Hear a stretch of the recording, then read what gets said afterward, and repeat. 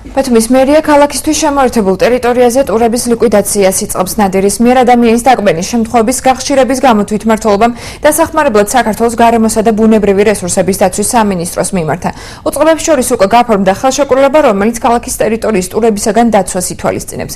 პირველ რიგში მონადირეების 5-კაციანი ჯგუფი მუშაობას თამარის დასახლების მახინჯაურისა და განთიადის ტერიტორიაზე დაიწყებს. ბათუმის მერიის ადმინისტრაციის წარმომადგენლის გიორგი ტუღუშის თქმით, მიუხედავად იმისა, რომ გარეული ცხოველების თავდასხმისას მოქალაქეს ცხოველის ლიკვიდაციის უფლება აქვს, თვითმმართველობამ ღონისძიებაში სპეციალისტების ჩართვა მოსახლეობის უსაფრთხოების მიზნით მაინც გადაწყვიტა.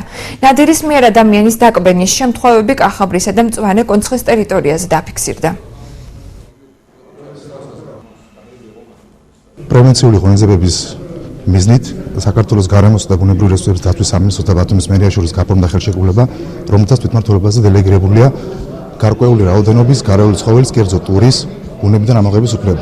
მიუხედავად იმისა, რომ გარეული ცხოველის თავდასხმისას მოქალაქეს აქვს ცხოველის ლიკვიდაციის უფლება, ბათუმის მერიამ მოქალაქეებზე ზრუნვის მიზნით გადაწყვიტა საქმეში სპეციალისტთა ჯგუფი ჩაერთო. ჯგუფი შეიქმნა ქალაქ ბათუმის მერის მოვალეობის შემსრულებლის ესე იგი ინიციატივით. პირველი ჩვენ გავართ აი სადაც შემთხვევები იყო დაკვენის, ეს არის ბენზე, ბარცხანა ბენზე, მახინჯაური განთიადის ტერიტორია და შემდეგ უკვე ხელვაჩაურის აი მიმდებარე სოფლებში ხელვაჩაურის შარაბიძეები და აი იქეთ გონიოსკენ უფრო ჭოროხის მიმდებარე ტერიტორია.